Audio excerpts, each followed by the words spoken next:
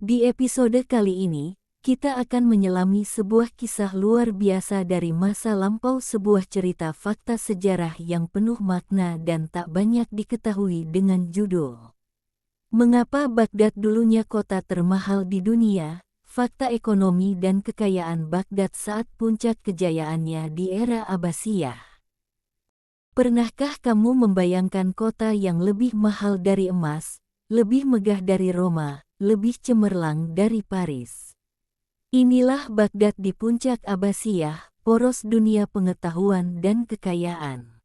Di persimpangan rute dan pikiran, perdagangan dan ilmu saling berkelindan. Pedagang rempah dari timur menurunkan karung harum, tukang perhiasan barat memamerkan kilau koin. Di bangku jalan, para cendekia berdebat, di bawah kisi teduh, para penyair melantunkan bait. Di sini, rumah bernilai bak istana, karena tiap bata memuat kemewahan dan pembelajaran. Nilai ditakar setara hikmah, kubah memantulkan budaya, pasar mengalirkan ilmu. Kabut fajar terangkat saat para pekerja menandai lengkung konsentris dan memulai fondasi kota cincin. Sang Khalifah mengisyaratkan poros dan gerbang, juru tulis membuka rencana, jalan-jalan memancar seperti jari-jari. Juru ukur menyelaraskan kompas, genderang kerja menyatukan ritme para kru di tepian Tigris. Para juru tulis membuka gulungan, visi kota berlingkar diletakkan di atas meja tanah liat. Parit fondasi menggigit tanah, ambisi menenggelamkan gumam sungai yang tenang. Kafilah berkilau, emas mengalir seperti sungai, namun tangan-tangan kasar terus menumpuk bata. Dua pekerja tumbang di bawah rangka, mangkuk mereka hampir kosong di terik siang. Juru teknik menarik tali rambut kuda, lengkung dinding disetel hingga meleset, sebutir pasir pun diperbaiki. Seorang tabib menunduk melapor demam dan lapar, sang Khalifah menatap lurus pada kemajuan.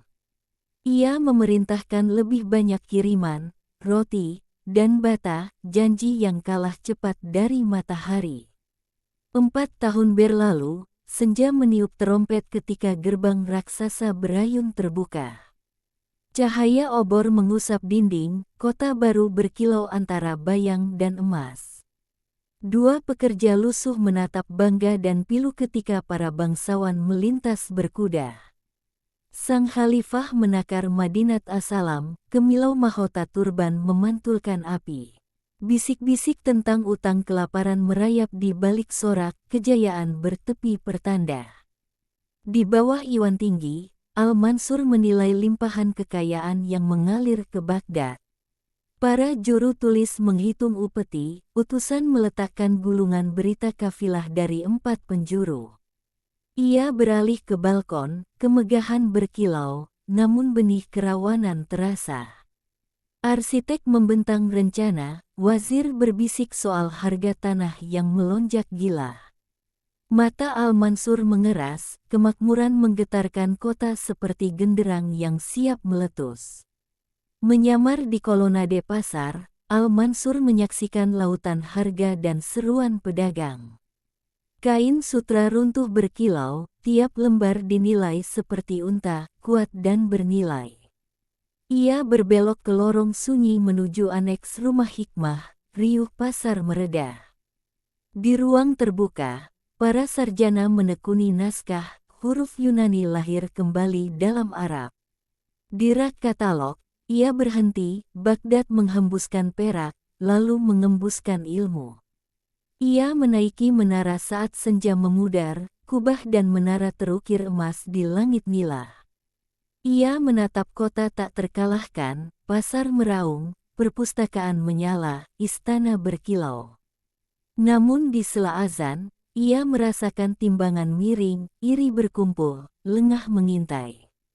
Ia memejamkan mata, goresan pena dan murid mengaji, benang rapuh yang merajut kejayaan.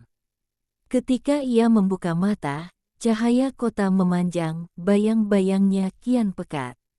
Di ruang redup, Al-Mansur menatap melalui kisi jendela, menyimpan Baghdad dalam ingatannya. Lampu bergetar, abu mengambang, ia menunduk hening, kebijaksanaan lebih berat dari perang. Ia berdiri tegap, rahang mengeras, menimbang beban kota dan warisannya. Di kejauhan, obor berbaris, Baghdad bergetar dalam kepungan yang tak terlihat. Ia memilih diam yang teguh, badai datang, namun martabatnya tak goyah. Asap menutup siang pucat, menara dan menara azan memijar bara. Di tepi sungai, jilid-jilid dihempaskan, tinta mekar, siang menjadi malam.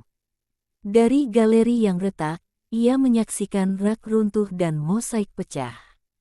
Ia melangkah di antara abu, jubahnya menyapu naskah yang jatuh. Ia berlutut, mengangkat folio basah, huruf-hurufnya luntur di jari. Hanya desis sungai dan bara yang retak, 7 hari, 7 malam, kebijaksanaan terurai. Berabad-abad kemudian, kota berdiri lagi di bawah langit ambar yang tenang. Kubah baru menyahut yang lama, pasar bernapas, anak-anak mengejar layang-layang. Di teras yang dipugar, sosoknya hadir sebagai kenangan, penjaga tanpa suara. Sungai berkilau, di dasarnya, lumpur menyimpan tinta ribuan kitab yang hilang. Ia menerima pelajaran, kelimpahan yang diidamkan menjemput pedang dan lupa. Kota bangkit dan kuasa meninggi, hingga lupa akan hikmah, lalu runtuh lagi.